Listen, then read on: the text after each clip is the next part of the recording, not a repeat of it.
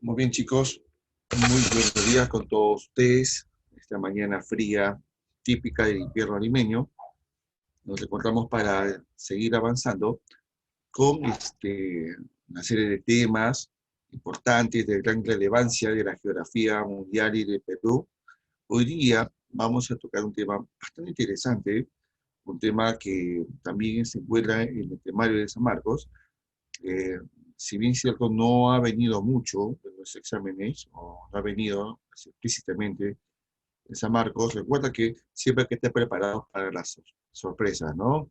Sobre todo ahora que viene un examen virtual, hay que estar preparado para todo tipo de sorpresa que pueda venir, no solamente en la modalidad del examen, sino que también en el tema del contenido, ¿no? El contenido.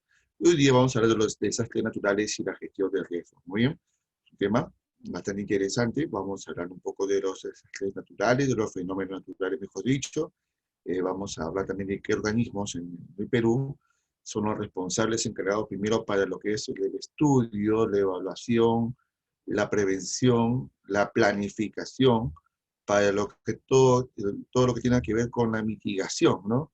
Con la reducción de los riesgos, reducción de los peligros que tienen los efectos de la naturaleza sobre las actividades del hombre. Bien, vamos a empezar, pero hay que empezar primero con una importante reflexión. Primero, los desastres, primero, en primer lugar, no son naturales, chicos. Los desastres no son naturales, muy bien, hay que tener claro, ahí normalmente nosotros nos confundimos, decimos desastres naturales, ¿no? O los medios de información dicen, ocurrió un desastre natural en tal lugar del Perú. Digo, a ver, aguanta.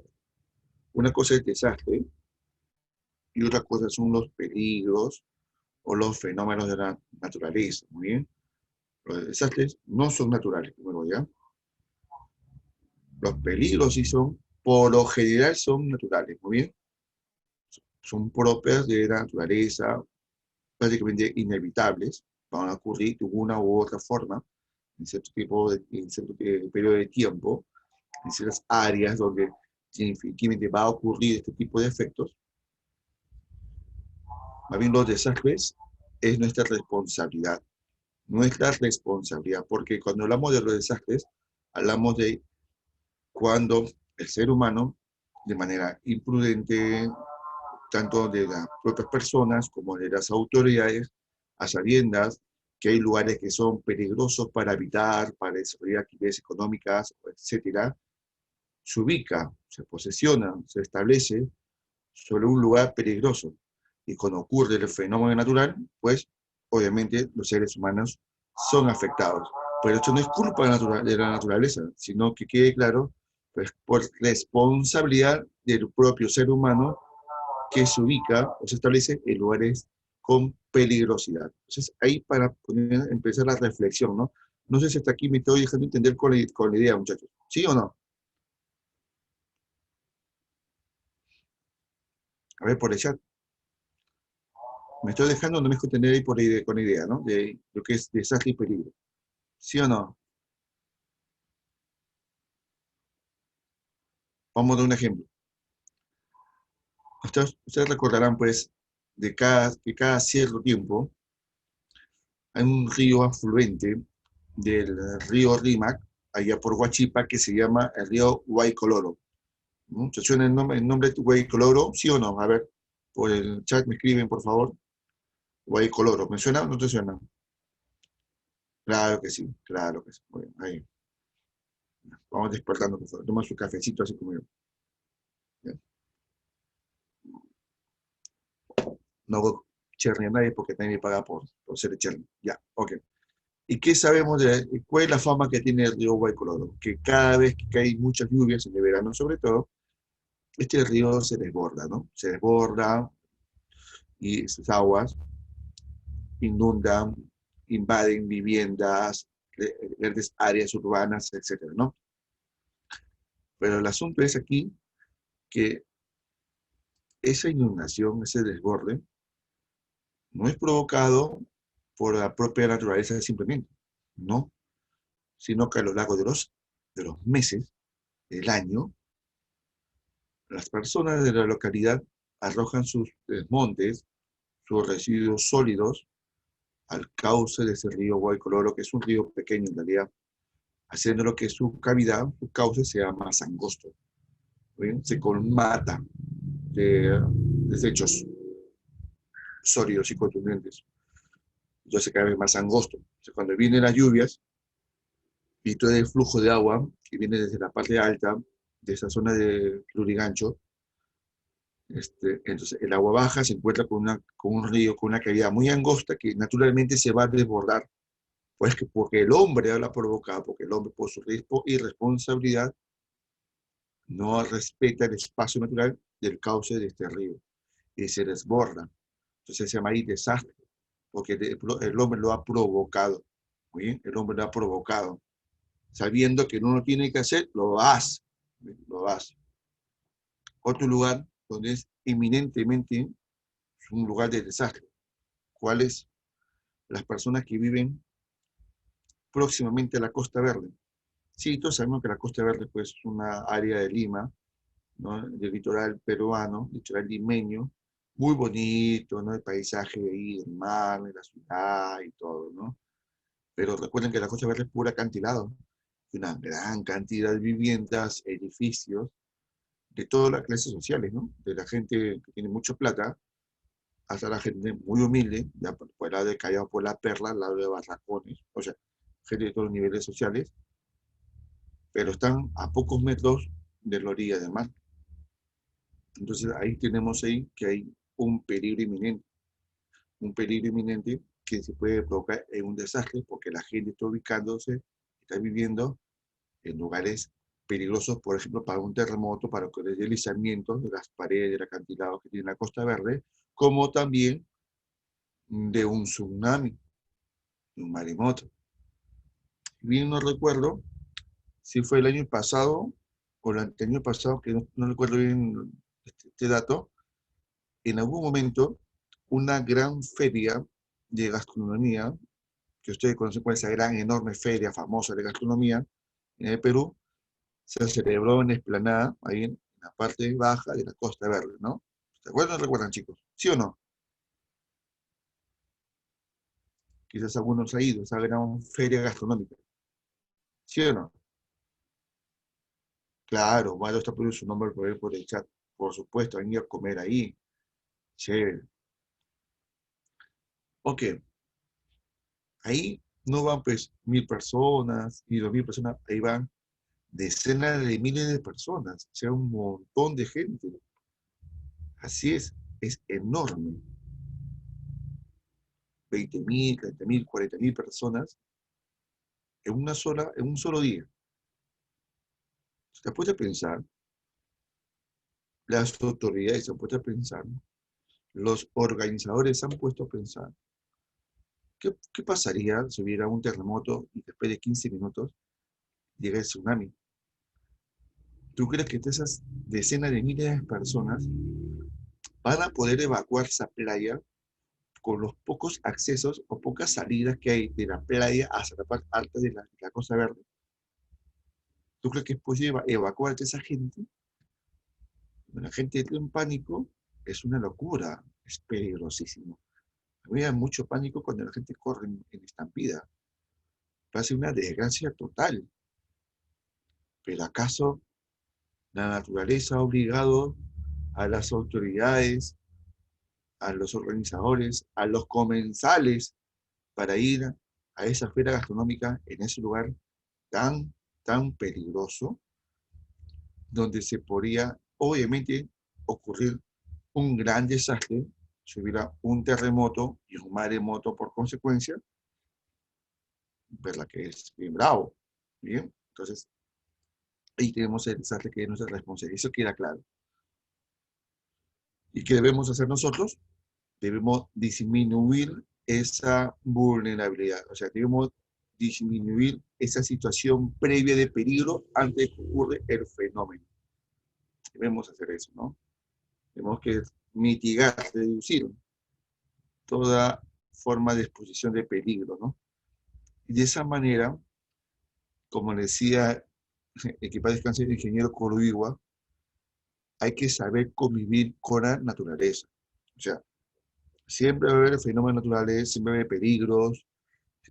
Inevitablemente en el Perú va a haber muchos desastres naturales por responsabilidad de las autoridades y las mismas personas, pero hay que saber convivir con la naturaleza. Eso es la verdad, adaptarnos a ella, no ella a nosotros. ¿Bien? Vamos aquí a unos términos importantes para poder seguir con el tema. ¿Bien? Primero, ¿qué significa vulnerabilidad? La vulnerabilidad viene a ser la susceptibilidad de la población.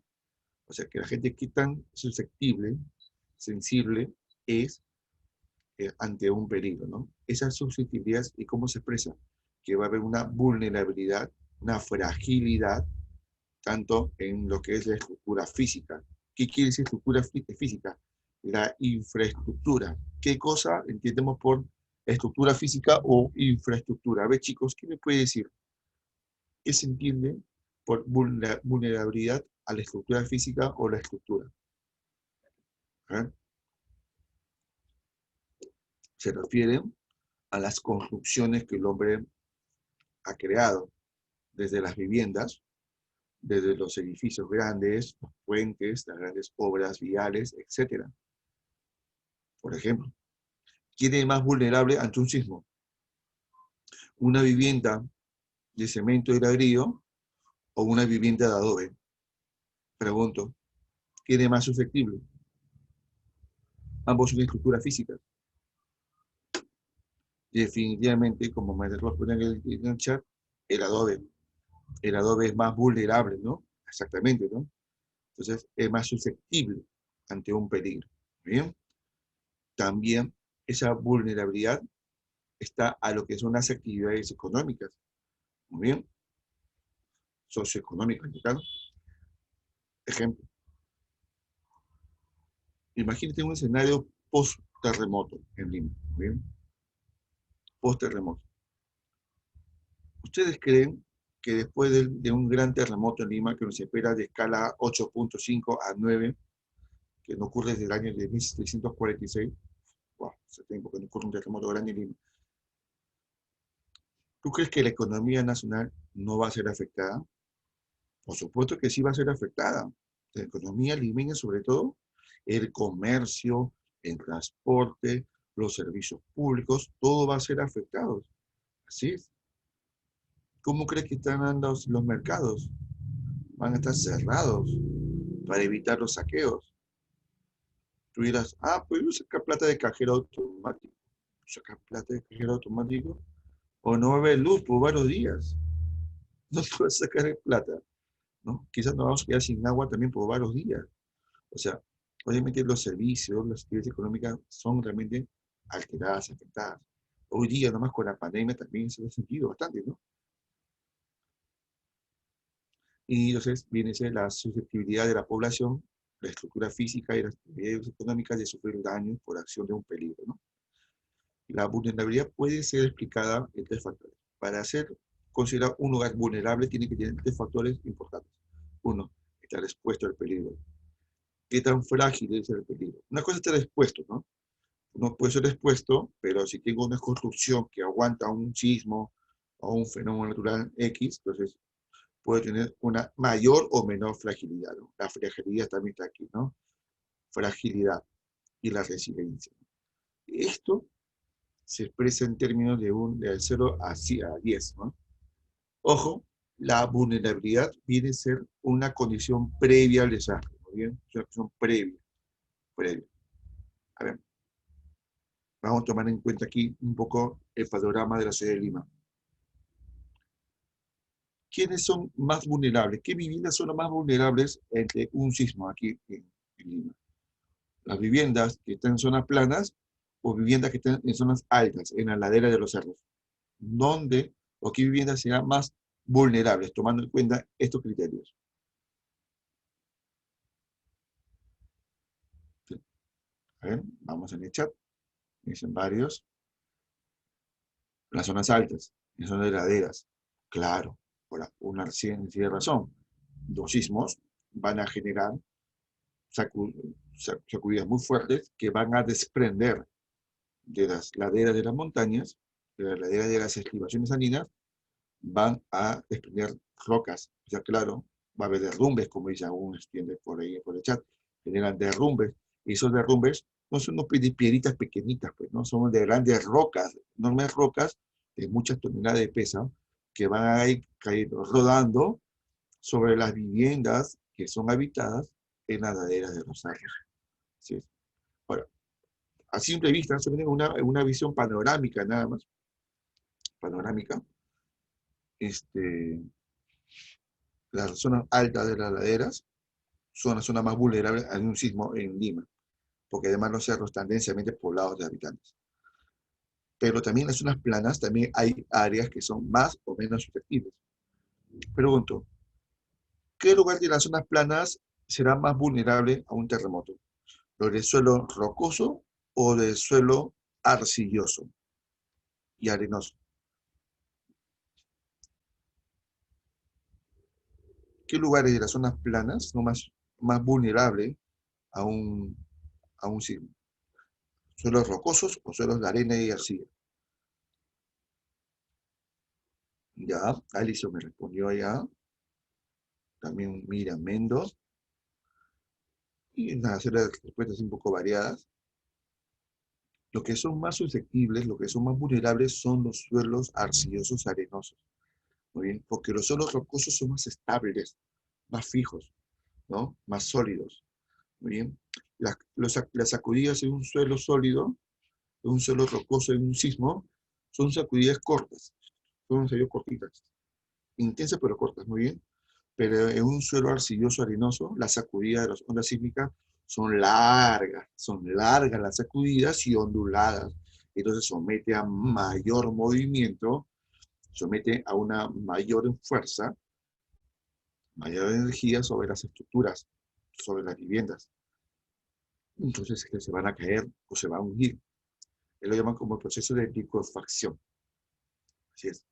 Vamos a ver cómo, sin que antes que ocurra el fenómeno natural, antes que ocurra el peligro, ya podemos darnos cuenta que hay lugares que son más vulnerables que otros. Pregunta, ¿tu casa será vulnerable? Ponte a pensar. Ahora, sobre los sismos y la vulnerabilidad de sus viviendas, eh, primero, hay que aclarar, ¿no? No existen viviendas antisísmicas, ¿ya? Es mentira, ¿ya? Viviendas antisísmicas no existen. Lo que existe son viviendas resistentes a las vibraciones sísmicas. O sea, hay viviendas que son resistentes. Se puede caer una pared, pero mientras no se caigan las columnas, como que la estructura va a resistir. ¿Muy bien? Ahora, ¿cómo se consigue una vivienda que en términos así técnicos sea resistente ante las ondas sísmicas? A ver, chicos, quiero saber cómo se puede construir una vivienda que resista a los sismos. Porque, recuerda, no hay vivienda antisísmica, sino que resiste a los sismos. Entonces ya, si construimos una vivienda, si a tu casa lo refuerzas para que sea resistente a los sismos y sea menos vulnerable, ¿cómo debía hacerse? ¿Cómo debía elaborarse? Hace un par de años había una publicidad en la televisión de cómo debe hacerse correctamente las viviendas. A ver, los futuros ingenieros aquí, ninguno. Primero, tener buenos planos. ¿Y quién elabora los planos, chicos? ¿Un albañil o un ingeniero? A ver, ¿quién elabora los planos de una vivienda? Una construcción, una edificación. Los ingenieros, pues, obviamente. Ingenieros. Tener buenos planos, ¿no? Los planos. Dos, ¿sabes? Tener buenos materiales. Buenos materiales. ¿Bien? O sea, no es que usar cualquier tipo de ladrillo, cualquier tipo de fierro. A una casa, una vivienda que sea, pues, para que si vas a elevar los pisos, hay que ser un cimientos de varios metros de profundidad, pues. Si es de un medio metro de profundidad, no va a resistir, pues, un sismo, ¿no? Va a colapsar, ¿no? Entonces tenemos buenos planos, buenos materiales y una buena mano de obra. Una buena mano de obra. Son tres cosas necesarias para una buena edificación.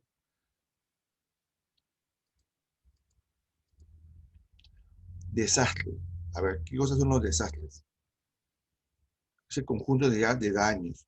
Ya son acciones concretas, ¿no? Son evidencias concretas de que algo ocurrido, ¿no? El desastre es un conjunto de daños y pérdidas que puede ser en la salud, en la fuente de sustento, en lo que es la parte económica, en la parte alimenticia, en la parte de los servicios básicos. También es el daño al hábitat donde estamos, al ambiente físico, de la infraestructura, a las actividades, diversas actividades económicas, ambientales, que ocurren a consecuencia del impacto de un peligro o amenaza, ¿muy bien? Cuya intensidad genera graves alteraciones en el funcionamiento de las unidades sociales, sobrepasando la capacidad de respuesta que tienen las personas. Entonces, aquí hay una idea, un concepto que hay que tener claro, ¿no? El desastre, en el concepto como tú lo lees, no es que ocurre un fenómeno o un peligro y punto, ¿no? Sino que este peligro ha afectado en todas las dimensiones al ser humano. Está afectando aquí en la parte de las viviendas, servicios, de la infraestructura, su economía, o sea, afecta, lo que dije en su momento, ¿no? Los desastres ocurren porque las personas, de manera irresponsable, lo, lo ha generado, muy bien. Si las personas fueran más responsables, entonces los desastres serían menos. Ocurrirían los fenómenos, ocurrirían los peligros, pero el impacto sería negativo, o sería inferior, ¿no? El impacto no sería tan negativo.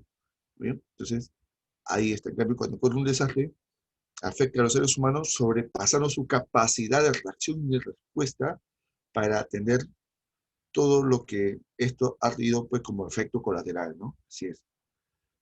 Pudiendo ser, obviamente, este desastre causado por algún fenómeno natural y muchas veces también provocado por acción del mismo ser humano. ¿Bien? Me recuerda un ejemplo. Sabemos que todos los años en el Perú, pues en el verano, es la temporada de lluvias. ¿Bien? Y aquí, cerca de Lima, también pues hay localidades que son vulnerables a las lluvias, sobre todo en la zona de Chosica, Chaclacayo, por ahí, ¿no? Y a ver, chicos, ¿qué me puede decir qué tipo de fenómeno natural siempre ocurre en esos lugares de Chosica, Chaclacayo, etcétera, cuando cae lluvias en el verano? A ver, ¿qué me dicen? ¿Qué es lo que cae? Lluvias, huayco, a mí se llama, ¿no? No, para San Marcos se llama huayco, ¿no? Lluvias, huayco, ¿no? Por supuesto, por supuesto. Pero, o sea, las lluvias o huaicos siempre van a ocurrir y siempre van a ocurrir, es inevitable, muy bien. Entonces, es un peligro que siempre va a ocurrir, ¿no? Ahora, ¿por qué a las lluvias aquí en Lima lo ponemos a nivel de desastre? Porque, a ver, ahora quiero preguntar a ustedes, a ver si me han comprendido el concepto. ¿Por qué a las lluvias en Lima no solamente es un simple peligro, es un desastre? ¿Por qué? ¿Por qué, chicos? A ver.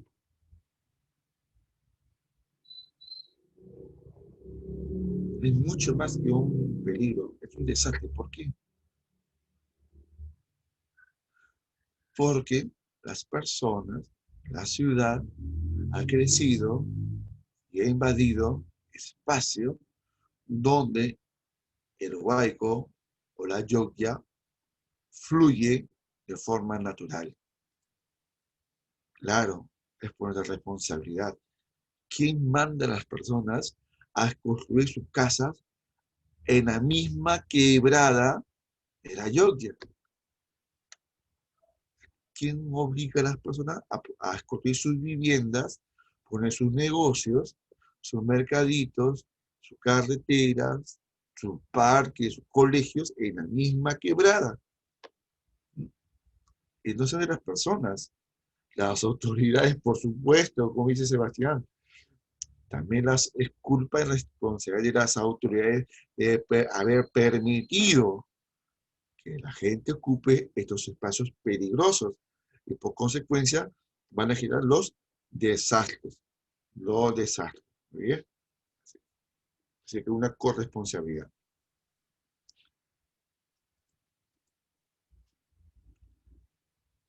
Claro, ahora, pero ya está hecho. Pues, ya no debieron haber permitido, pero ya está hecho. Ahora, yo recuerdo hace unos años que eh, el gobierno central ofreció a las personas que viven en esas áreas vulnerables, esas áreas vulnerables, a reubicarlos en lugares mm, menos peligrosos, en otro distrito, en, en Lima, pero la gente, su respuesta, como dice ahí, es terca. No, no quiero dejar mi casa, no, no, mi casita de 4 pisos, no voy a dejar, ¿no? Y esto y aquello, y no quieren dejar. O sea, prefiere, a pesar de que es un peligro inminente, a pesar que sabe que es un lugar muy vulnerable y expuestos a desastres, no lo quieren dejar. Así es, o sea, ya la gente ya tiene otras razones que justifican, pero que no se entienden tampoco, ¿no? Y está la viveza ahí, ¿no? Yo me acuerdo que el gobierno central ofreció terrenos eh, para los propietarios de los damnificados, ¿no? ¿No? Por terrenos, ¿no?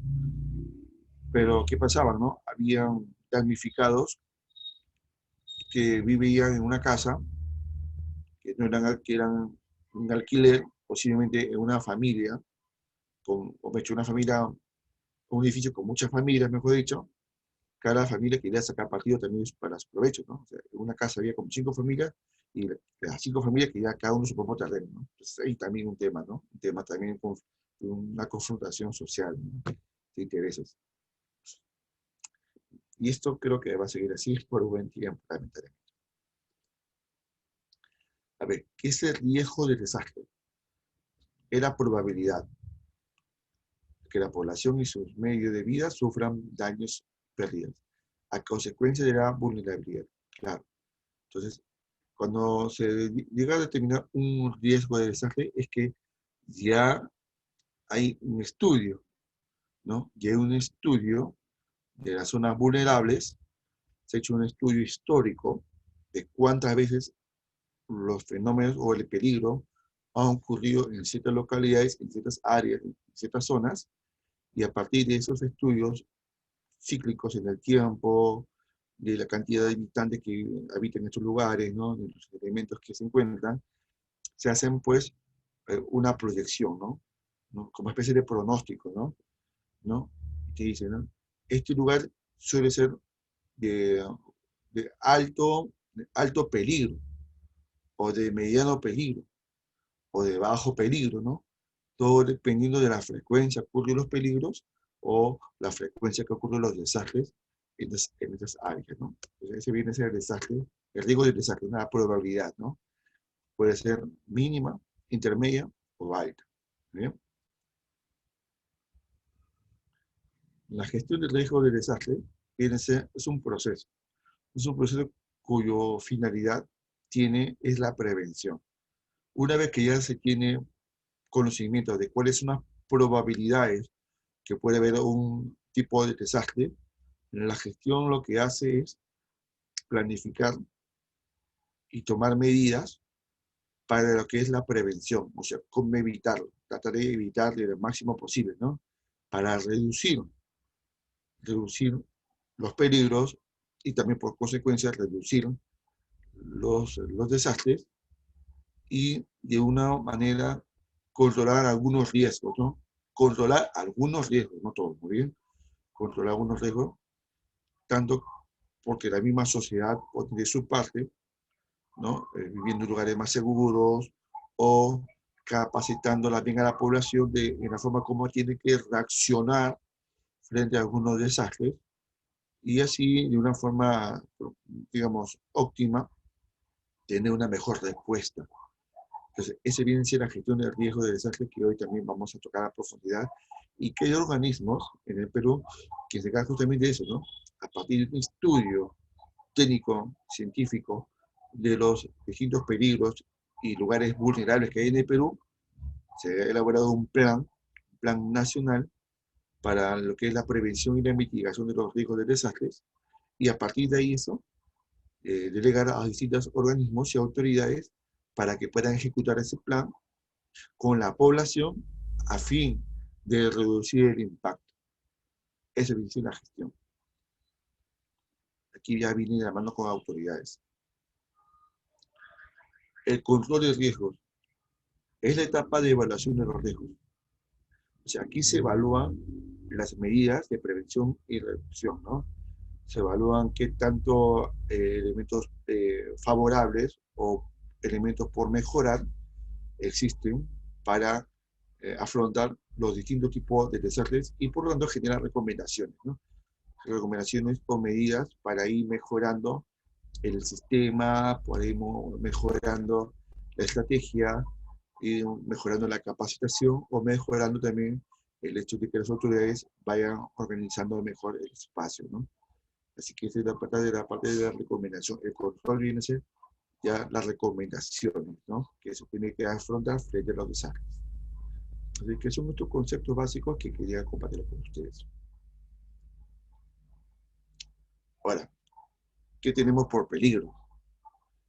El peligro es la probabilidad de que un fenómeno potencialmente dañino, por lo general siempre de origen natural, ¿no? Se presente en un lugar determinado, ¿no? Así es, ¿no? Es algo que parece, de todas maneras, siempre va a ocurrir, ¿muy bien? Por ejemplo, una lluvia, un sismo, un maremoto, son fenómenos, son peligros que, quieran o no, no podemos escapar a ellos, ¿muy bien? No se puede evitar, van a ocurrir, es un peligro, ¿muy bien?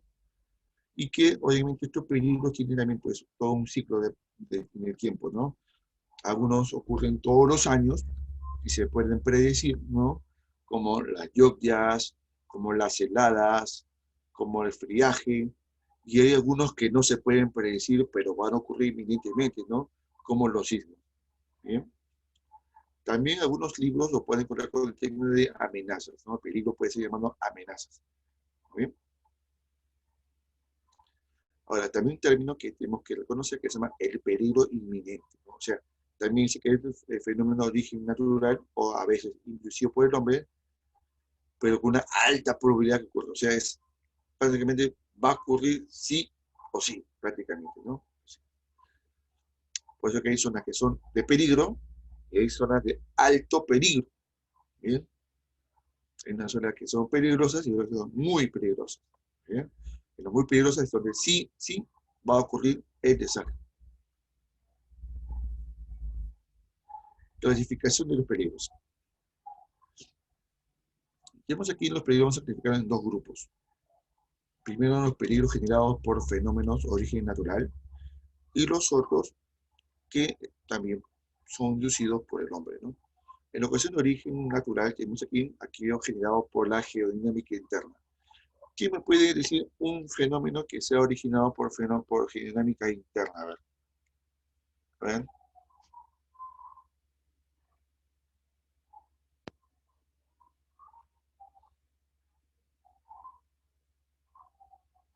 Un peligro generado por geodinámica interna.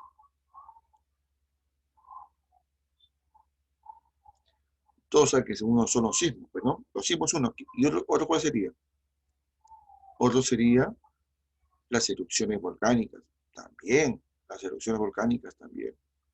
También un peligro que se ha generado por fenómenos de geodinámica externa. Los derrumbes, los deslizamientos, ¿bien? Provocados por la erosión, o los peligros generados por los fenómenos hidrometeorológicos o oceanográficos, ¿no? Ahí tenemos chicos, ahí tenemos, por ejemplo, las lluvias, tenemos aquí, también tenemos ahí las lluvias torrenciales, tenemos las inundaciones, ¿no? Ahí tenemos también a las heladas, y los peligros inducidos por la actividad humana, tenemos aquí peligros físicos, que vienen a ser por las malas estructuras, malas construcciones. ¿Recuerdan ustedes que hace un par de años, no hace mucho, creo que en el 2017, un puente que cruzaba el río Rímac se cayó? por efecto del incremento del caudal de este río. ¿Recuerdan, chicos? ¿Sí o no? Por Puente Nuevo, creo. Claro, no se desplomó, se derrumbó, decía uno, ¿no? Así, ¿te acuerdas? Esa soncera que dijeron los autoridades limeñas que ya ven. Sí, sí. Mira, es normal, es natural que los puentes se caigan así nomás. No es normal, pues, muchachos. No es normal. Ese puente estaba mal hecho. Ese era un peligro físico. Imagina que hubiese habido personas cruzando sobre ese puente en el mismo instante que estaba a punto de caerse, ¿no? Por acción humana, por las malas construcciones. Pero, profe, el río es fuerte, pues se llegó el río. Pues. El río, el Rímac, cruza varios puentes. Yo menciono algunos de ellos, ¿ya? El puente Balda, que está en Hacho, o el puente Trujillo, que está a la espalda de este Palacio de Gobierno, también se llama Puente de Piedra. Esos puentes tienen más de 100 años, muchachos. Tienen más de 100 años. No se han caído, pues. Entonces ahí, pues, mala praxis, provocada por el hombre, malas construcciones. También peligro químico que viene así con la fuga de elementos tóxicos, de plantas industriales, ¿no? Derrame de petróleo, gases que se emiten a la atmósfera, etcétera, las metalúrgicas y los peligros biológicos también, ¿no? También, claro, por supuesto que también, temas biológicos.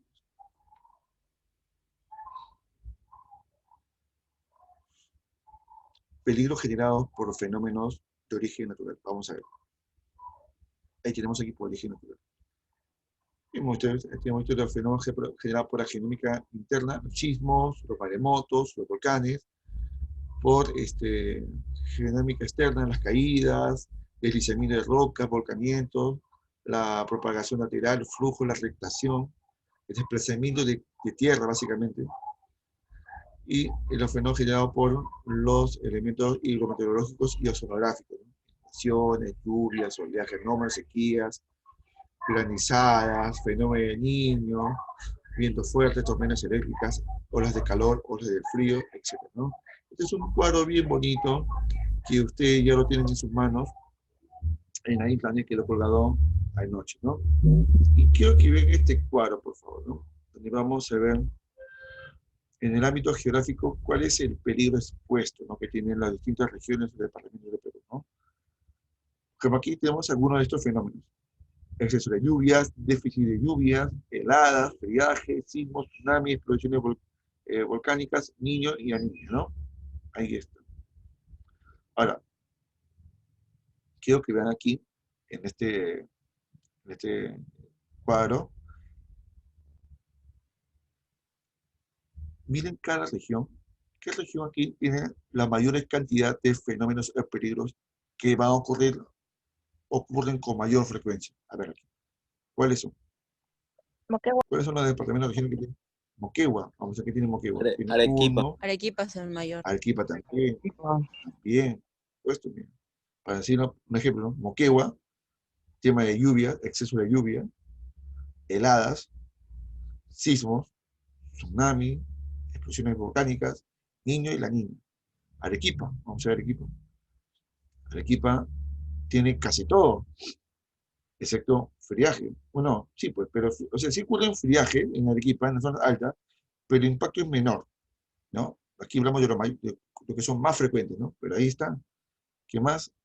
¿Cómo está Lima ahí? Lima, ¿cuál sería aquí? Lima.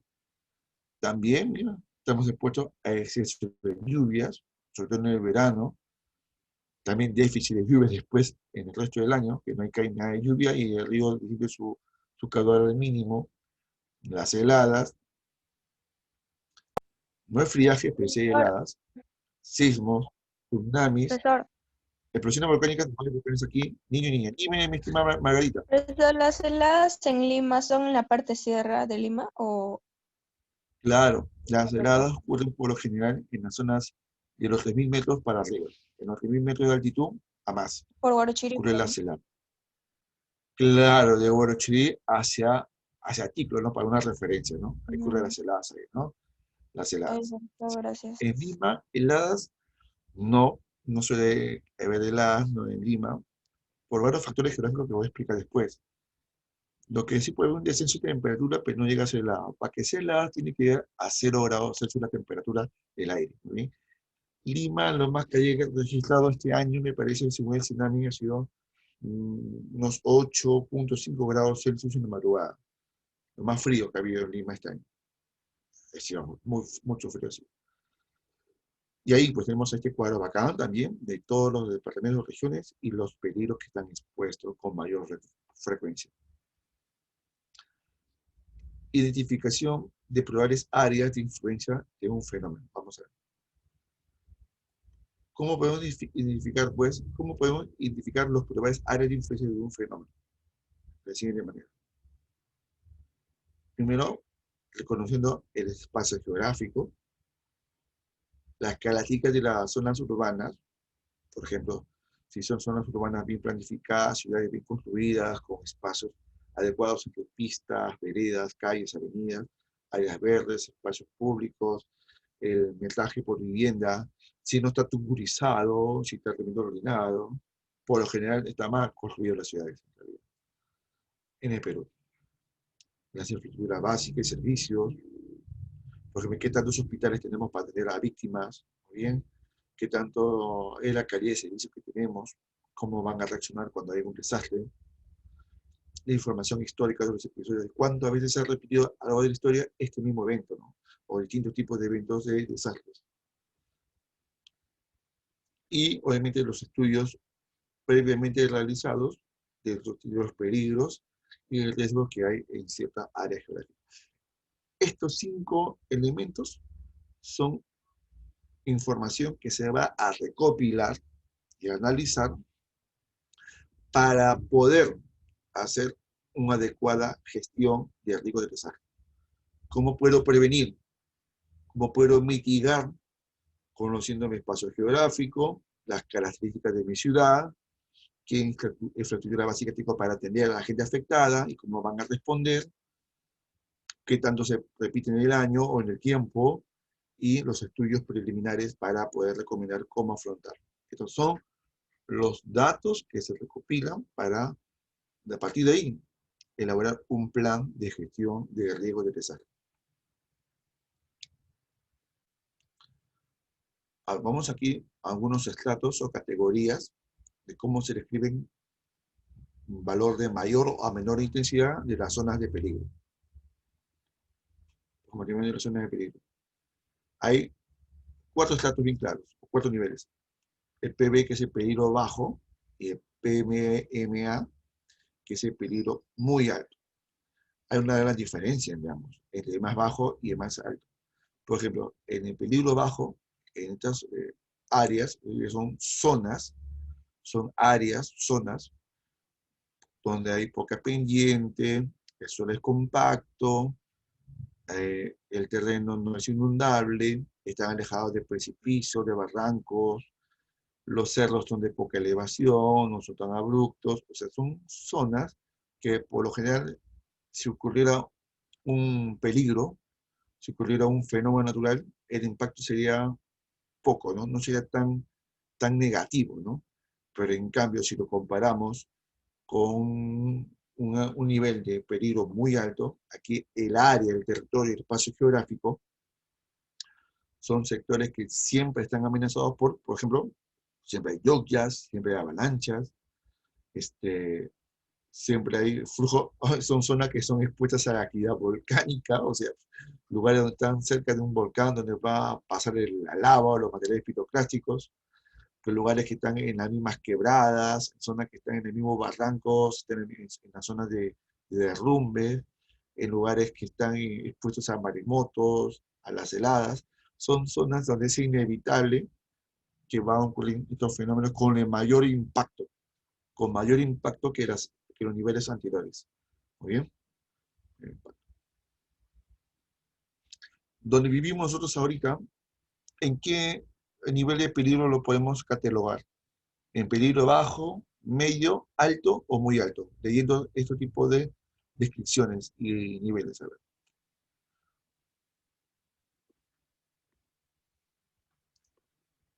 Y acá está el valor de probabilidades. Aquí de que sea el desastre sea catastrófico en nivel bajo, del 1 al 25%. Y en el muy alto, del 76% al 100% que va a ser catastrófico.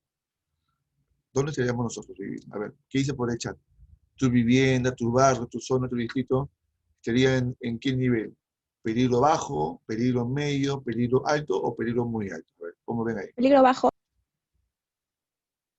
En tu caso, peligro bajo. Ya, qué buena hacerlo tienes tú, mi estimada Margarita. Qué bien. A ver, ¿qué más? Peligro bajo. Alguno me ha puesto peligro medio. A ver, Negas, ¿qué me Peligro decías? bajo. Peligro bajo. Ya, genial. Peligro bajo. Algunos dicen peligro alto. Debe ser porque viven en la zona de los cerros. Claro, esas son las vulnerables. Así es. Entonces, simplemente con una simple ojeada a nuestro espacio alrededor, podemos ahí ver de qué nivel de peligro estamos viviendo nosotros ahora, ¿no? Sí. Ahora, estos son los peligros. Ahora vamos de la vulnerabilidad. Cuando hablamos de la vulnerabilidad, es cómo afecta estos riesgos a las viviendas, básicamente a las viviendas o las construcciones en donde habitamos, ¿no? Ya no es el espacio geográfico, ya no es el área nada más, ya no es la zona en el distrito, sino ahora en lo específico donde estoy viviendo ahorita, ¿no? Si es alto o no es tan vulnerable. Vamos a ver. Ahí está. ¿Ven ahí? Ahí está VB, vulnerabilidad baja, viviendas asentadas en un terreno seguro, con material noble y sismo resistente, en buen estado de conservación, la población vive en nivel de ingreso medio alto, con una educación y cultura de prevención, la gente está capacitada para los simulacros, participa en los simulacros, ¿no? Hay una adecuada coordinación entre la sociedad civil con las autoridades frente a un tipo de peligro, y sabe cómo reaccionar. En cambio, en un lugar vulnerable, muy, muy alto, viviendas asentadas en zonas de suelos de alta probabilidad de ocurrencia de una liquefacción, o sea, terrenos inestables, ¿muy bien?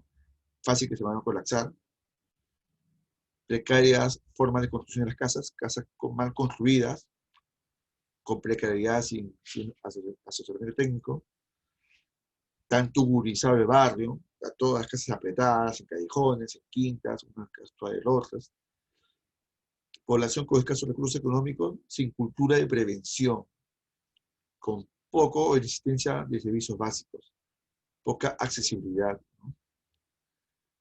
Una nula organización y participación, un nulo interés de las personas en participar en los simulacros o por lo menos de seguir las recomendaciones de las autoridades.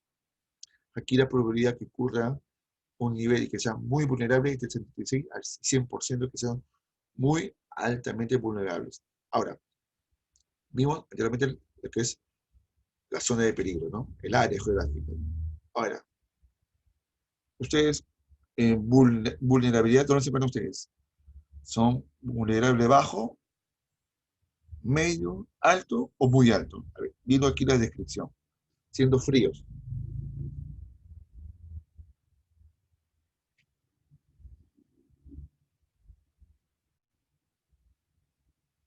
Ajá, las respuestas. Mario me dice medio. O sea, vivienda en situación de calidad intermedia, concentraciones sísmicas moderadas, inundaciones esporádicas, o sea, difícilmente por una inundación puede haber pues, una excepción. La población no organizada, sí, de cierta manera. Ya, ok, Mario, bajo, dice ahí Jeremy, Solís, o sea, viven en zonas pitucas, allá, bacán, chévere. O depende, viven en zonas donde la gente sí está preparada, está organizada, allá. O que las casas están bien construidas también, ¿no? Bien construidas, ¿no? Mi estimada Miriam Mendo me dice, en los simulacros nadie sale. Pucha, man, nadie sale. Ni tú sales, sí, pues, nadie. Casi nadie participa en el simulacro, entonces.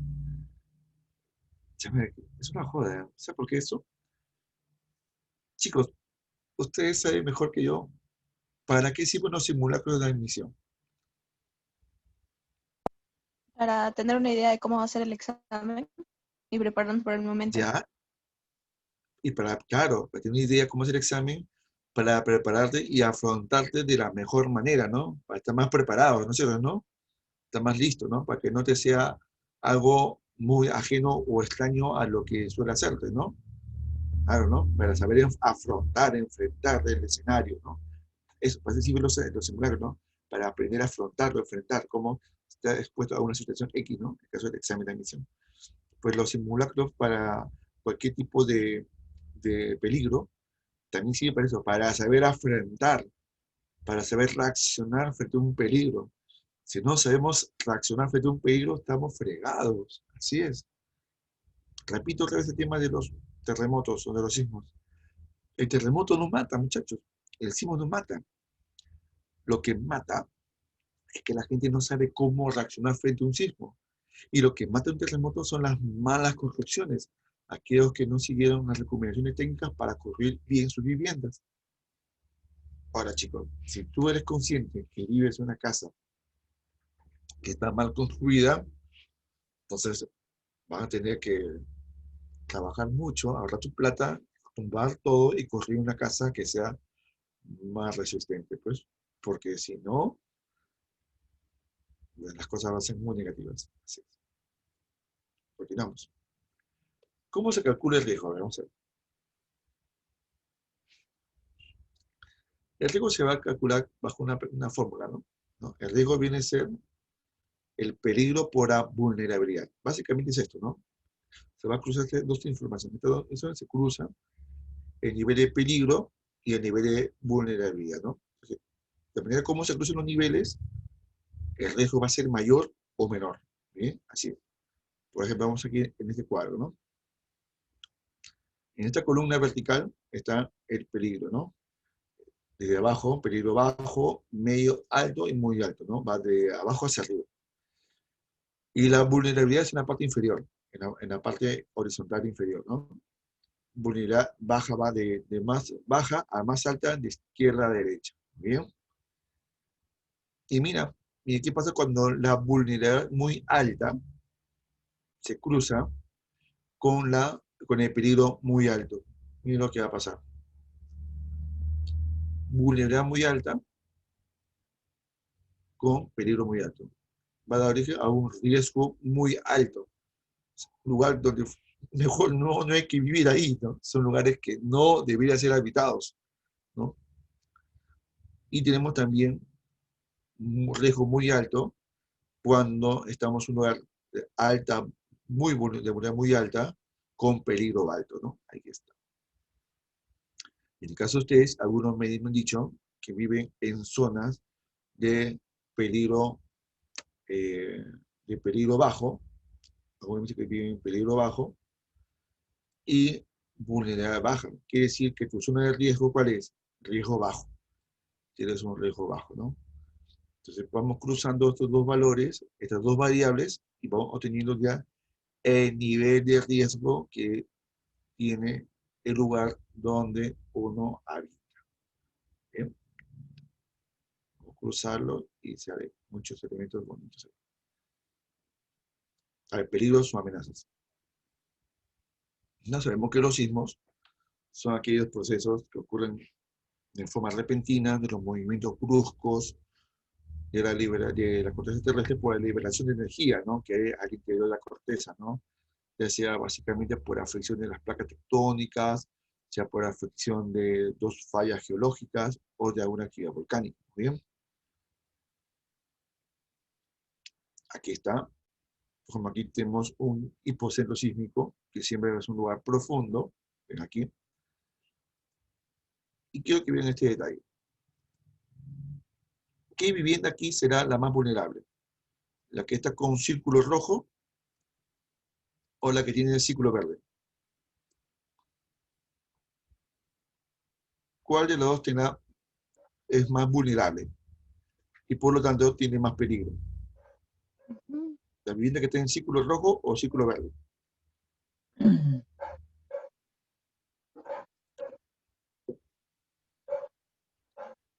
Ahí las respuestas están divididas. Unos dicen que es el rojo porque imagino que dicen, no, es que está más cerca del hipocentro, ¿no? Ah, ya, sí, pues probable, ¿no? Por lógica podemos decir que sí, si está más cerca del hipocentro, pues va a ser más peligroso, ¿no? Pero la vivienda que está en el ciclo verde tiene un suelo de sedimentos blandos. Y mira cómo se desplazan las ondas sísmicas. Claro, en zonas rocosas las ondas sísmicas son cortas y rápidas, cortas y rápidas. Pero cuando llegan a zonas blandos, las ondas tienen que ser más largas, pero sacude y mueve más suelo y lo hace más inestable. Y al ser el suelo más inestable, las viviendas se hacen mucho más vulnerables. Así que no solamente en un sismo, la vulnerabilidad no solamente es el hecho que esté cerca o no cerca del hipocentro o del epicentro, sino también de la calidad de los suelos, como ven aquí. Bien, ¿qué tipo de suelos tendrá tu casa? No lo sé, pero por lo general toda la ciudad de Lima son suelos de rellenos sanitarios, o sea, son sedimentosos. Sí, casi todas las áreas de la ciudad de Lima son sedimentosas. O sea, no va a pasar lo que pasa en el ciclo verde. Eso no va a pasar, lamentablemente. Y hay lugares mucho más todavía, por ejemplo, en Vía Salvador, en Lurín, donde el suelo es arena, peor aún todavía, peor, ¿no? Más inestable. Ahora también, el desastre o el peligro de un sismo va a variar también de esto. A ver, chicos, quiero que preguntarlo así, a ver si me quedó claro en el tema de tema de dinámica interna. Un sismo va a ser desastroso dependiendo de qué, de la magnitud o de la intensidad, chicos. ¿De qué depende que un sismo sea catastrófico? De la, de la evaluación de la magnitud o la intensidad.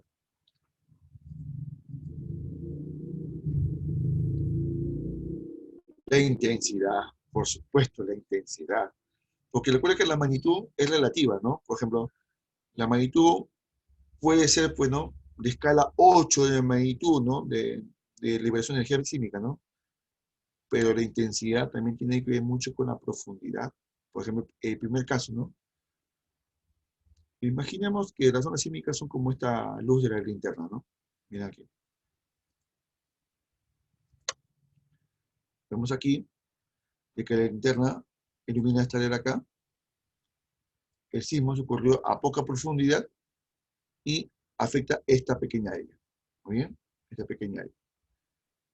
Pero como el sismo ocurrió a poca profundidad, las zonas sísmicas son intensas. Entonces genera una gran destrucción aquí. ¿Muy bien? Porque está más cerca, mientras más superficial es, más fuerte será la sacudidas, pero un área de menor tamaño. ¿Muy bien? Pero si el origen de un sismo es a una profundidad intermedia, que es entre los 30 a 130 kilómetros de profundidad, sí va a haber, las zonas sísmicas se van a desplazar en un área un poco mayor, pero ya será un poco más débil las ondas sísmicas, ¿no? Claro, decimos es que irá en un área mucho más grande, pero será menos destructivo, ¿muy bien? Porque es un poco más profundo. Igual, ¿no? Es un sismo que tiene un sismo profundo que va entre los 130 kilómetros a más de 500 kilómetros de profundidad. Claro, se va a sentir en un área más grande, porque la zona sísmica se esparce en una mayor extensión, pero será también por su profundidad más débil, o sea, será menos intenso. Para darles un ejemplo, recuerdan que el año pasado hubo un terremoto de escala 8, allá por el mes de mayo. ¿Recuerdan ustedes qué ocurrió en la selva? ¿Recuerdan o no recuerdan, chicos? Que ocurrió en la madrugada, fue un terremoto largo, se sintió en todo el Perú. Eso fue en la zona de Lagunas, Loreto. Fue a 300 kilómetros de profundidad fue este terremoto. O sea, claro, fue tan profundo, pero se sintió en casi todo el país. Se sintió el terremoto. ¡Wow! Pero en la parte superficial, el epicentro, no fue tan catastrófico. Fue menos intenso. ¿Bien? Continuamos. un pequeño, breve resumen de esto. A ver, ¿quién me escribió por el chat por ahí?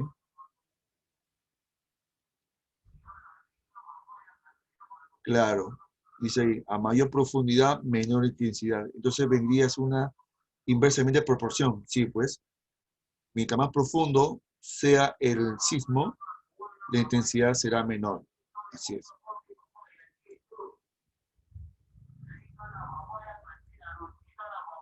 La papaya.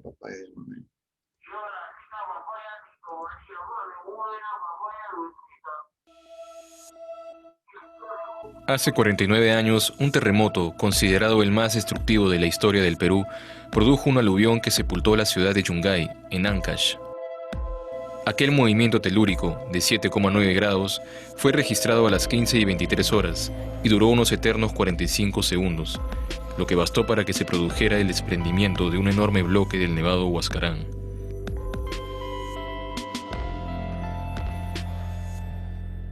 Este desastre dejó cerca de 70.000 fallecidos, 150.000 heridos, 20.000 desaparecidos y más de 3 millones de afectados. Su epicentro se localizó frente a las costas de las ciudades de Casma y Chimbote, en el Océano Pacífico, teniendo como resultado 22 provincias de las regiones de Lima, Ancash y La Libertad afectadas.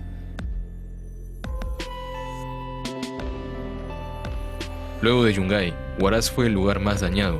El 97% de la ciudad quedó destruida. Nuestro país está situado en una zona de alta actividad sísmica, conocida como el Cinturón de Fuego del Pacífico. Ahí las placas tectónicas están en permanente fricción, acumulando tensión que al liberarse genera terremotos. En el 2007, otro sismo de gran magnitud volvió a sacudir una ciudad. Esta vez el epicentro estuvo a 74 kilómetros al oeste de Pisco, en Ica. El movimiento de 7,9 grados se registró el 15 de agosto a las 6:40 de la tarde y tuvo una duración de 210 segundos, dejando 597 muertos, 2.291 heridos y alrededor de 76.000 viviendas destruidas.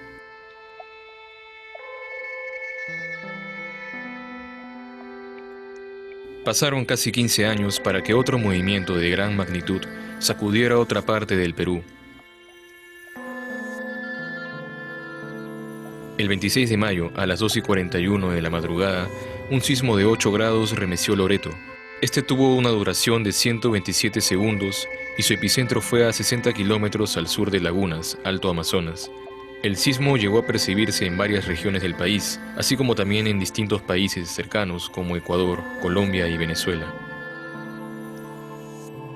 A causa del siniestro, 2 personas fallecieron y otras 15 resultaron heridas. Ante un sismo, los expertos recomiendan mantener la calma, contar con un plan de emergencia y evacuación, así como también tener lista una mochila de emergencia. ¿Estamos realmente preparados? ¿Están realmente ustedes preparados? Pregunta. ¿Tendrán su mochila de emergencia? ¿Saben qué hacer durante el sismo? ¿Qué hacer después del sismo? Ya creo que la mayoría de las respuestas es negativa, ¿no? Sí, pero vamos a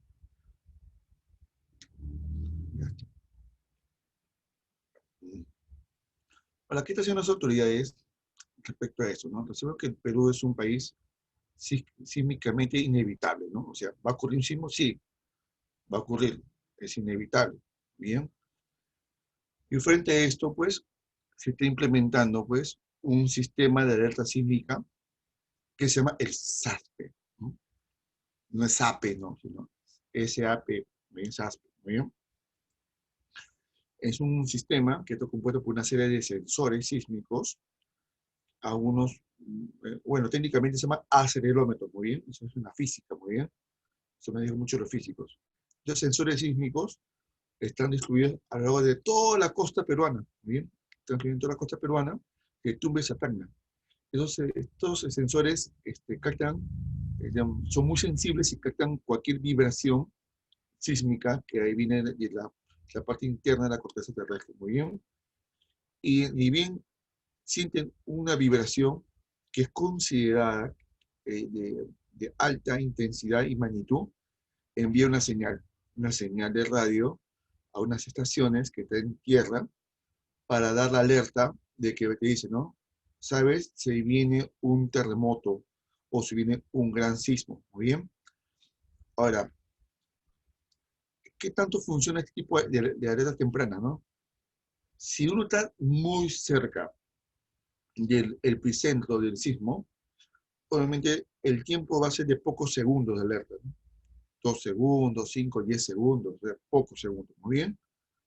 Pero si uno está alejado, un poco más alejado del lugar del epicentro, pues las zonas sísmicas van a demorar en llegar hasta allá. Entonces la alerta, la señal te da un tiempo de 30 segundos, 40 segundos de tiempo, de espacio, para que la gente, las autoridades, activen las alarmas y la población se ponga a buen recaudo.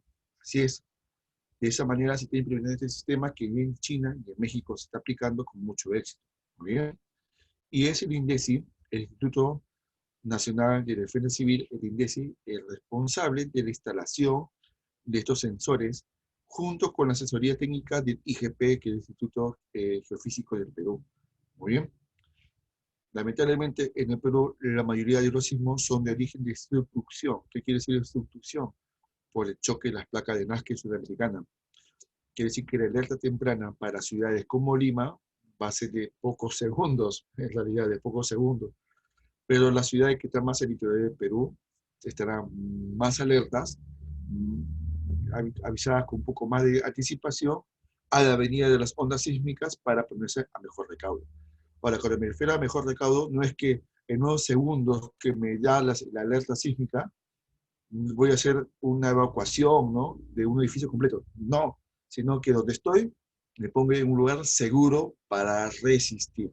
¿Bien? O poner un lugar que no sea tan peligroso, ¿no? Sí. Como bien, aquí quiero aclarar que el sistema no predice las condiciones de sismo, ¿no?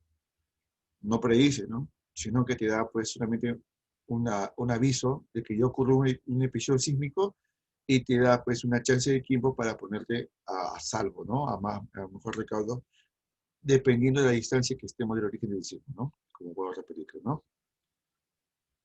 Aquí un caso, ¿no? Por ejemplo, ¿no?, cuando ocurrió el sismo del Pisco 2007, que vimos en el momento, la alerta para Lima hubiese ocurrido 40 segundos de anticipación. O sea, si en esa época hubiese existido ese sistema de alerta sísmica, una vez ocurrió el sismo en Pisco, pudimos haber tenido 40 segundos de aviso antes que lleguen las primeras ondas sísmicas a Lima para ponernos a mejor recaudo, ¿no? Así es. Porque es lo que tardan en desplazarse las ondas sísmicas, ¿no? Así es. Y aquí está el mapa, pues, donde están colocados todos esos acelerómetros o todos aquellos sensores, ¿no?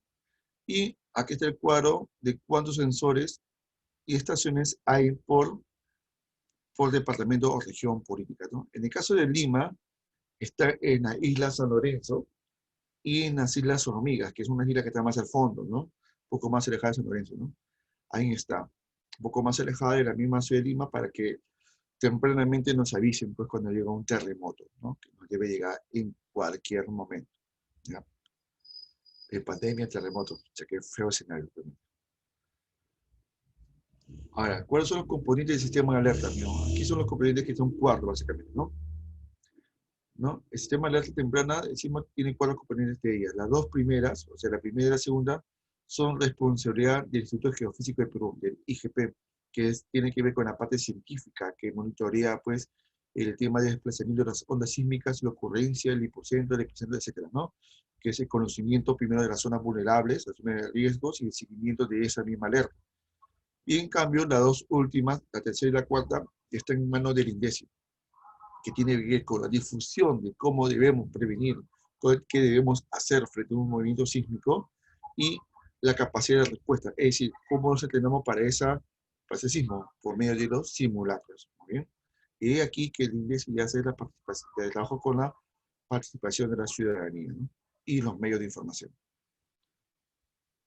Bueno, un tsunami, como bien ustedes conocen, pues, es cuando, pues, grandes olas del mar impactan sobre los litorales del mundo, provocadas ya sea porque había un terremoto en el fondo oceánico, un gran derrumbe o una erupción volcánica en el fondo marino, ¿no? Son muy veloces esas olas, veloces, muy altas y muy catastróficas, ¿no? Aquí está más o menos las etapas y cómo se forma un sismo. En este caso, de origen tectónico por origen de un terremoto submarino, ¿no? Y aquí es una fractura en la contención terrestre submarina que genera una onda que hace un repliegue de las aguas en la superficie del océano, que ese repliegue de agua después regresa hacia las costas de forma que es como un gran derrumbe, ¿no? Bueno, una gran avalancha de agua.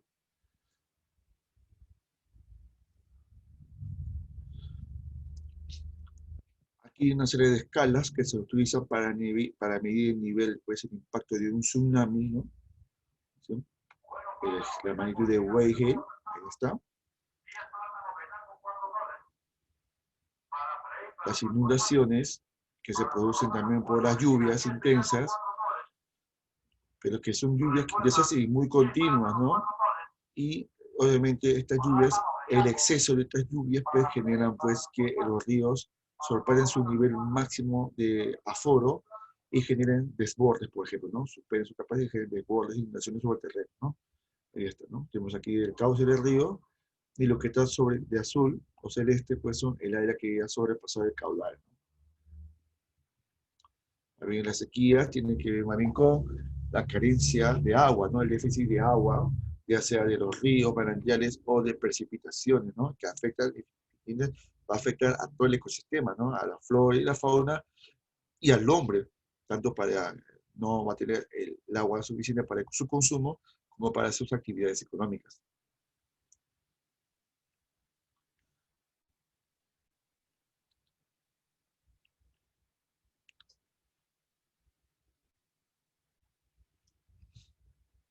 Bueno, aquí hay varios tipos de sequías.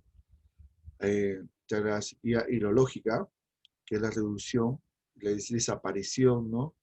De lagunas, acuíferos, manantiales que se van secando, ¿muy bien? Van desapareciendo. También está la sequía agrícola, hay poca humedad en los suelos, hay menor cantidad de agua disponible para las plantas. Y la sequía meteorológica, que escasas precipitaciones, muy bien. Por lo tanto, no hay suficiente filtración de agua en el subsuelo, por eso que también se secan las aguas subterráneas, y también por las altas temperaturas que genera una alta transpiración, una alta evaporación del líquido elemento, ¿no? Las heladas ocurren cuando la temperatura desciende bruscamente, ¿no? A 0 grados Celsius, ¿no?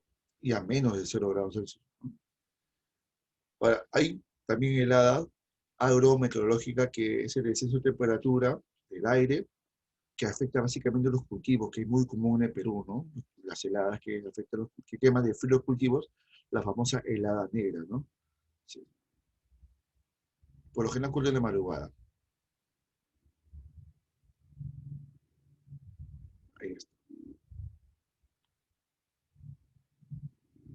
Friaje.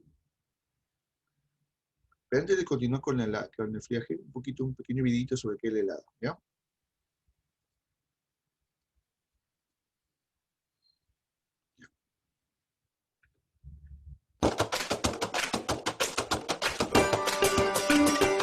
Cenami presenta Cuidémonos de las heladas.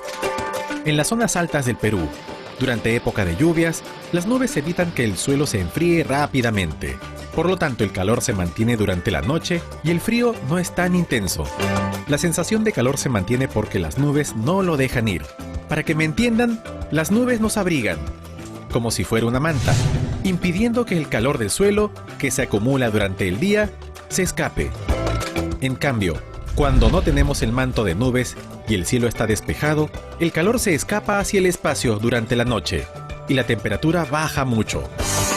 Durante la temporada seca, entre abril y septiembre, las temperaturas nocturnas bajan por debajo de los 0 grados centígrados. A esa temperatura, el agua empieza a congelarse, las plantas y los animales jóvenes pueden morir, y las personas deben abrigarse bien para protegerse de los resfriados y la neumonía. También debemos estar preparados para las nevadas. Las nevadas en el Perú se producen solo en las zonas más altas, En la época de heladas, tenemos temperaturas por debajo de 0 grados en las noches y solamente entre 12 o 15 grados por el día. La nieve cubre los pastos y los cultivos, interrumpe las carreteras. Cuando hay nevadas, hay que abrigarse y cuidarse más.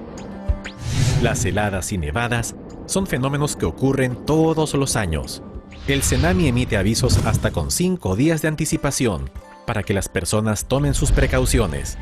Estén atentos a estos avisos que llegarán por los medios de comunicación. www.senami.gov. Muy bien. Ya tenemos claro más o menos cómo ocurren las heladas y que ocurren básicamente en los meses de invierno, ¿no? ¿Qué pasa? ¿Cómo está el cielo en la noche de invierno, chicos? ¿Cómo están?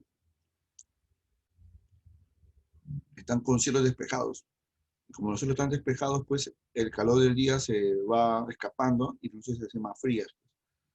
Entonces, justamente ahí, pues la gente dice erróneamente, pues cuando estamos en julio, agosto, en la zona andina, en Huancayo, en Cusco, Huanquebrica, aquí es verano porque hace mucho sol. No, es invierno. ¿Por qué? Porque al no haber nubes, ese calor que tiene el día, en noche se vuelve mucho frío porque se va escapando. ¿Bien? La gente dice erróneamente el verano allá que es lluvioso como invierno. ¿No? Erróneamente. Bueno, el friaje, ¿no? Una masa de aire frío que viene desde la Antártida, muchachos, que pasa por muchos países de Sudamérica, por Argentina, por Paraguay, Bolivia, ingresa por el sur peruano, descendiendo bruscamente la temperatura de la selva, ¿no? Desde Madre de Dios, también parte de Puno, Madre de Dios, hasta, inclusive llega hasta la región de Loreto, que hace Amazonas. Muy bien. Entonces baja la temperatura bruscamente, ¿no? Por lo general, pues son temperaturas que son de 30 a 25 grados Celsius, y llegan a 20, a menos de 20, hasta 11 grados Celsius en los amaneceres. Inclusive ha habido hasta de 5 grados Celsius en amaneceres en la selva, por este tipo de fenómeno del friaje, que ocurre también entre mayo y septiembre. Muy bien. El fenómeno que tú lo conoces muy bien, que también llamado como el niño oscilación del sur, porque ocurre en el Pacífico Sur Oriental, básicamente afectando las costas de Ecuador, Colombia, Perú. ¿No? Este fenómeno ocurre cuando las aguas cálidas que vienen desde la zona de Oceanía, por ejemplo, una flecha, recuerden este detalle que hemos hablado nosotros, también llamadas las ondas Kelvin, llegan hasta acá, hasta las costas de Sudamérica, ingresan al territorio del mar peruano, que son aguas frías, pero se calientan. Estas aguas calientes generan muchas lluvias, y las lluvias generan también muchas inundaciones y activación de las quebradas en la vertiente de los occidentales de los Andes. ¿Por qué se ha dado esto? Se da básicamente a consecuencia de que los vientos alisios, aquellos vientos que vienen por acá del oeste, se han debilitado. Al debilitarse los vientos alisios, da paso a que estas ondas de aguas cálidas ingresen. Si los vientos alisios fueran intensos, como debería ser, simplemente evitaría que las aguas calientes ingresen en su totalidad al mar peruano y no hubiera fenómeno de El Niño. Bien. Aquí un cuadro comparativo que el fenómeno del Niño también trae como consecuencias positivas y también trae consecuencias negativas, positivas y negativas. Las consecuencias positivas son mayores, obviamente, ¿no?, que las consecuencias negativas que tiene el fenómeno de El Niño. ¿Bien? Algunas de ellas, bueno, acá está al revés. Aquí debe decir negativas, aquí positivas. Al revés, aquí en los títulos. Muy bien. Aquí en la izquierda deben ser los negativos. Muy bien. Que está tipo al revés. Lluvias, ahí desborde de ríos, desaparición de la biomasa de aguas frías, desaparece la anchoveta y muchas especies también de aguas frías, perjudica también a la pesca, a la producción de pescado, hay una alta mortandad también de especies marinas. En cambio, de las positivas, pues, incrementa las aguas subterráneas, el desierto peruano se pone verde, aparece más vegetación, aparece alguna laguna interesante entre Piura y Lambayeque, la laguna de la Niña, producto de los desbordes de los ríos Reque, La Leche y el río Piura, etc. Y algunos cultivos se favorecen con el arroz. Continuamos. Hay también un episodio del niño costero. Esto ocurrió en el año 2017. Recuerden ustedes, chicos, ¿qué diferencia que hay con el niño normal? Al niño normal se puede predecir con meses de anticipación, ¿bien? ¿Cuándo va a ocurrir un niño normal? ¿No? O sea, los científicos, los meteorólogos dicen que las ondas Kelvin, estas aguas calientes que vienen desde la zona de Oceanía, van a llegar a Perú, por ejemplo, dentro de unos 3 o 4 meses, ¿muy bien? Entonces hay un cierto tiempo para poder prepararse para afrontar esas lluvias torrenciales que van a venir. Pero en cambio un niño costero es un evento atípico, sin previo aviso, ocurre y cae. ¿A qué se debe? De que su origen no es, como aquí vemos, que las aguas calientes vienen desde Oceanía, no, sino que las aguas calientes vienen desde Centroamérica. Vientos cálidos que vienen desde Centroamérica empujan aguas cálidas hacia las costas del Ecuador y Perú, generando estas intensas lluvias torrenciales que generan pues estragos sobre las estructuras y edificaciones en el Perú.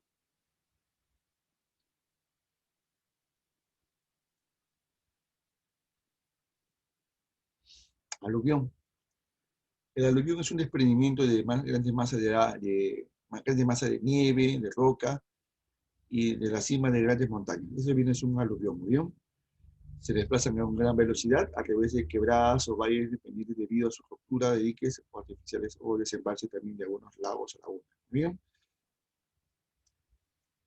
Ahí tenemos los huaicos o las lluvias, que es un tipo de aluvión, pero de una magnitud un poco más baja, muy bien, que se registra con frecuencia en las cuencas hidrográficas del Perú, ¿no? Sobre todo en la vertiente hidrográfica del Pacífico y parte de la selva alta, muy bien.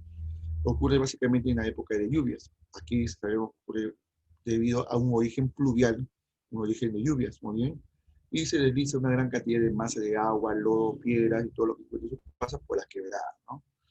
Por la quebrada o en el valle, ¿no? Derrumbe más bien caída de terrenos, caída de porciones de rocas y de suelos, ¿no? Deslizamiento de grandes masas de tierra, que son los derrumbes, muy bien. Es más frecuente en lugares de fuerte pendiente, son terrenos que son muy verticales, son más susceptibles a los derrumbes porque es aquí la gravedad la que genera este desplazamiento o caída brusca de estos elementos. El alud viene a ser el desprendimiento violento de un glaciar, de un pedazo de glaciar que se ha roto y se desplaza por una pendiente, y esto viene acompañado también con rocas y otros elementos más. Cuando hubo el terremoto en Ancash, en 1970, hubo una alud, porque recuerda que un pedazo de hielo del glaciar de Huascarán se cayó, y este gran pedazo de nieve, de glaciar del Huascarán que cayó sobre la laguna de Yanganuco y generó este alud, es lo que generó la mayor cantidad de pérdidas humanas en ese desastre. No fue el terremoto que generó más muertes, sino fue el alud que soportó la ciudad de Yungay.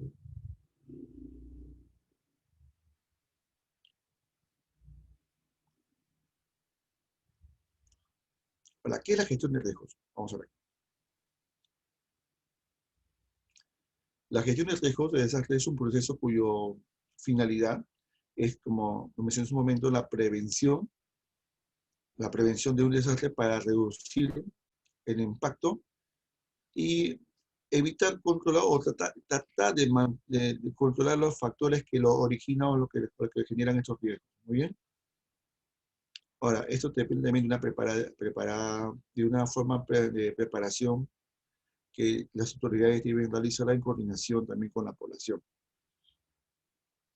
La gestión del riesgo de desastre está basada en la investigación científica y de registro de información y orienta las políticas y las estrategias de acciones de todos los niveles de gobierno. Claro, no es que yo diga, ya, en el Perú, aquí en el Agustino, en Lima, ocurre tal fenómeno, hay que prevenir, ya, pero ¿de qué manera? Hay que tener todo un estudio científico basado en todos los datos recopilados del espacio geográfico, sus características, cómo está diseñada y cómo está la ciudad, también cómo está la población, qué tipo de características sociales también tienen, y también el tema de la parte histórica, ¿no? Qué tanta frecuencia ocurre este tipo de fenómenos. A partir de estas variables se puede elaborar un plan de cómo se puede mitigar los efectos de los desastres naturales o de los desastres. Para ello existe el Sistema Nacional de Gestión de Riesgos de Desastre, que es el SINAGER, que se encarga de elaborar justamente esos planes de prevención y mitigación. ¿Bien? Y lo hace con el apoyo de varios organismos. Pues es un sistema, son varios organismos que actúan de forma coordinada. ¿Bien? Dirige y coordina con el SINAGER, ¿quién? El CENEPRED, que es el Centro Nacional de Estimación de Prevención y Reducción de Desastres, y el Instituto Nacional de Defensa Civil. Ambos organismos son los que dirigen y coordinan el SINAGER. Con la participación y ejecución de quién? De los gobiernos locales y regionales, de entidades públicas como el Ministerio de Educación, porque el Ministerio de Educación está muy vinculada, por ejemplo, con el CENEPRED, y también con Defensa Civil o con INDECI. ¿Por qué? Porque es en la educación donde esta información de prevención se da en las escuelas, a los chicos, a los colegios. ¿Bien? También con las Fuerzas Armadas y la Policía Nacional para la acción ya cuando ocurre un desastre, y ellos entran como apoyo. Y entidades privadas, instituciones ONGs o empresas, y la sociedad civil, quienes también colaboran y participan, ¿no? El CENEPRED tiene las siguientes características. El CENEPRED es un organismo del SINAGER, como dije hace un momento, es el responsable técnico de coordinar y facilitar, supervisar la formulación, formula los planes e implementa los planes. ¿Cómo que implementa? O sea, que busca la manera de cómo se puede aplicar, ¿bien? Y cómo se ve que asesora a los gobiernos locales, a los gobiernos regionales, y los supone cómo tiene que aplicar los planes de prevención de riesgo de desastre. ¿Bien? El INDECI, Instituto Nacional de Defensa Civil, es un organismo que también va a ejecutar, no solo implementa, sino que además ejecuta acciones con la población, con la participación de la población, para reaccionar frente a distintos fenómenos, a diversos tipos de peligros. Es por ello que el INDECI son los responsables de, con la participación de la población, hacer los simulacros para la prevención que debemos hacer antes de un fenómeno, antes de peligro, cómo hay que reaccionar durante el peligro, hacer la respuesta, y qué debemos hacer después del peligro, en la rehabilitación, cómo debemos actuar y cómo debemos manejarnos. Estrategias de comunicación, difusión, información, valiosa a la población de cómo tienen que reaccionar frente a los peligros. También son los responsables de instalar los sistemas de alerta temprana, coordinan la respuesta a los desastres, administran los almacenes, donde tiene un montón pues, de carpas, víveres, que van a salir para responder y facilitar y apoyar a las personas damnificadas o afectadas ante un peligro, y coordina con distintas entidades, ya sean nacionales e internacionales. Y el INDECI coordina con un organismo también muy importante, que es el COE, que es el Centro de Operación de Emergencia Nacional. El COE va a monitorear, primero a monitorear los peligros, cómo va, o sea, por un terremoto o por un huaico, ¿qué hace? Va monitoreando junto con el CENAMI, junto con el IGP, con otros organismos, de cómo se está dando este fenómeno y cómo se va a repetir en lo sucesivo. ¿Muy bien? Entonces, a partir de estos reportes, el COE pues, intercambia información oportuna con otras entidades para poder dar las alertas, para dar las recomendaciones y actuar coordinadamente con las autoridades locales.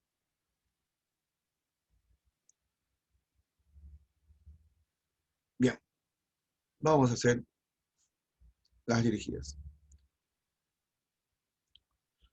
La primera. El nuevo gobierno que asumirá la conducción del país el próximo año tendrá que conocer los lineamientos, mecanismos, políticas de organismos como el CENEPRED, ¿no? Por lo tanto, ¿cuál de las sentencias no corresponde a una consistencia, coherencia con sus funciones del CENEPRED? ¿Cuál será? Dice, ¿cuál no corresponde a una de las funciones del CENEPRED? ¿Qué marcarías tú?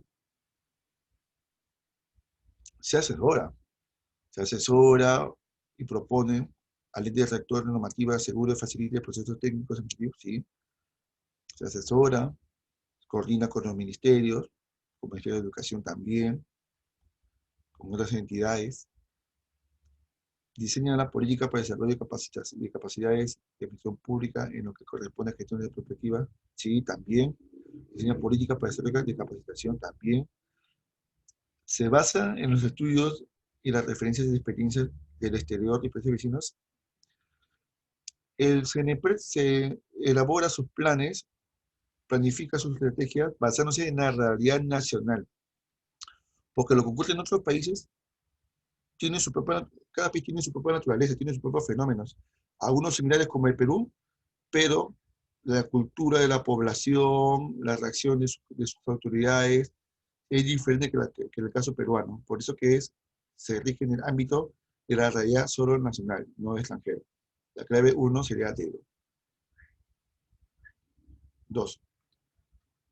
Hace 2 días, la reportera de un canal de televisión informó muy temprano sobre un sismo de 7.6 que se había registrado en la ciudad de Ica. Por tanto, un estudiante de la Academia APU, al escuchar tal noticia, se preguntó, ¿cuál será el organismo público encargado responsable de la Red Nacional de Alerta Temprana? ¿Cuál será el responsable? No. Claro, te dije que era INDECI, ¿no? El fenómeno Niño es un evento de gran escala que se extiende más allá del Pacífico Sur y presenta como el aumento generalizado de la temperatura de la superficie del mar en gran parte del sector oriental y central del Pacífico ecuatorial. Asimismo, una disminución de la presión atmosférica en el Pacífico suroriental y aumento de la región de la Oceanía. Aún teniendo este conocimiento, podemos atrevernos que con el otro nombre que se conoce al Niño sería, ¿cuál sería? Avión. El Niño Oscilación del Sur, la A. El Niño Oscilación del Sur, la A. Recuerda que el Niño costero es un fenómeno atípico, ¿muy bien? Atípico. La A. Cuarto. Lima es una ciudad altamente vulnerable. Según el manual de evaluación de riesgo originado por los desastres naturales, elaborado por el CNPRED, la vulnerabilidad es la susceptibilidad de la población, de la estructura física o de la actividad socioeconómica de sufrir daño por acción de un peligro. Los factores que inciden en el riesgo, ¿cuáles son esos factores de riesgo? ¿Cuáles son? ¿Cuáles son esos factores de riesgo que tienen esa vulnerabilidad que tanto habla el CNPRED y está en su manual? Alianza. Amenaza natural. ¿Sí? A ver qué dice la gente por el chat. Por supuesto. La vulnerabilidad viene de los peligros que vienen de la misma naturaleza, como también de cómo están vulnerables las edificaciones. La obra humana, clave la A. Perfecto, la A. 5. Con la finalidad de prevenir y mitigar el impacto de las lluvias que se manifiestan en los meses de verano, el Sistema Nacional de Gestión de Riesgo del Desastre, a través de sus órganos técnicos, viene ejecutando tareas específicas, como ¿qué tareas específicas realiza, ¿no? Para mitigar lluvias que llegan en los meses de verano? ¿Identifica monitoría las áreas vulnerables? Por supuesto que sí, tiene que identificar las áreas que son vulnerables ante las lluvias. Posiblemente que haya lluvias o baicos. Formó una tarea de preparación, claro, formó una serie de acciones con las autoridades también para poder cómo actuar antes, durante y después de estos eventos, cuando ocurran, inevitablemente. Dispone de acciones y respuestas, por eso, cómo también va, en esas tareas también está cuál será la respuesta y cómo va a ser la acción después que haya ocurrido, cómo se va a rehabilitar la zona. Entonces, inacción no, hay acción de las autoridades. 1, 2 y 3, clave Anita. 5, Anita. Ahora, observando esta imagen, esta afiche que el INDECI siempre todos los años pone, por el tema de las heladas, ahí observa esa imagen, luego identifica la alternativa que contenga las medidas o actividad que debe realizarse los pobladores de diferentes comunidades para mitigar sus efectos. ¿Cuál sería aquí la respuesta? Casa. Casita. Colabora con los gobiernos en la distribución de kit, de abrigo y vacunarse ante las enfermedades respiratorias. ¿Seguro? Por supuesto. Está hablando aquí en una ficha de que hay que prepararse para las vacunas, hay que abrigarse, etc. Muy bien, caso. 7. El INDECI tiene como funciones, frente a la preparación, respuestas y rehabilitación, señale con qué premisas no corresponde a esas funciones de la preparación, respuesta y rehabilitación. Dedo. Dedo, ninguna. Ajá. Pero dice ninguna.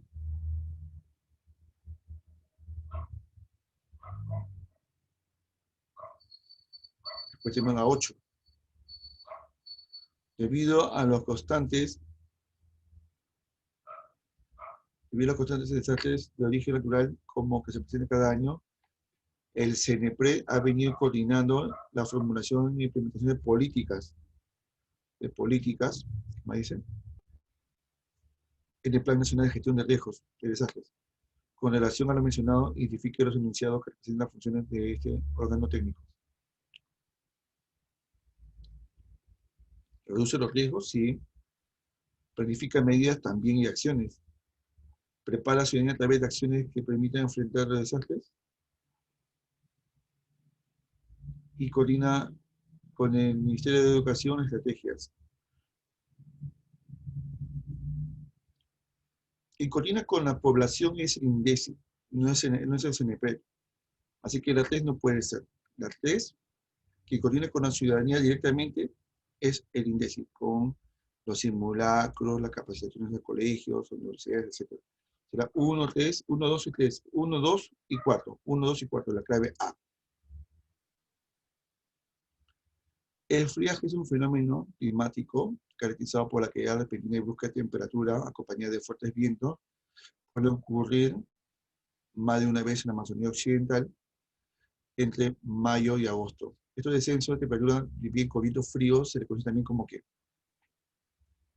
son los inviernos de San Juan. Es un tema también no muy conocido, pero se llama el invierno de San Juan porque los vientos de San Juan bien soplan por la Amazonía peruana. ¿Muy bien? Justo en esta época también, entre mayo y septiembre. ¿Recuerdan ustedes la fiesta de San Juan? Ya, también se llama este viento con el nombre de ese santo, el patrono de la gente de la selva, el invierno de San Juan. Y 10. El fenómeno del Niño se presenta con su mayor intensidad, puede generar graves consecuencias negativas en actividades económicas, repercutiendo negativamente en el PBI del país. Los sectores de economía peruana más afectados, ¿cuál sería? ¿Cuáles serían las actividades más afectadas? La pesca, definitivamente la pesca, reducción de la biomasa marina, sobre todo de la producción de harina y pescado. La agricultura, definitivamente sí, porque muchos cultivos van a ser arrasados por las inundaciones. Y la manufactura, ¿por qué? Porque hay muchos productos manufacturados que dependen de productos agrícolas, como la caña de azúcar, como el algodón, o productos de abarrotes que dependen justamente de la agricultura para sus productos manufacturados. Así que la clave es la C de COVID. Bien, chicos. Este material ya está colgado en la intranet, lo pueden revisar. También voy a colgar una serie de videos en la intranet de algunas instituciones como el COE y como el INDECI para tener una mayor información sobre estas instituciones y sus roles frente a los desastres y los peligros de la naturaleza en el Perú. Bien, chicos, hasta aquí quedamos. Nos vemos la próxima semana. Profe. Nos vemos, Miriam. Dime. ¿La 1 cuál era? La 1. Lo cerramos ahorita, ¿ya? Dedo. Dedo, sí, 1 dedo. El CNP se basa en información de la realidad nacional del Perú, ¿no? La realidad peruana no es la misma realidad que otros países. Por más que podemos compartir casi los mismos peligros, la reacción peruana, la realidad peruana tiene sus propias características. ¿Bien? Pues la clave de... Listo. Ya, chicos, entonces, si no hay más preguntas, nos vemos la próxima semana. Cuídense mucho a todos. Chaitos. Chao, Miriam. Chao, profe.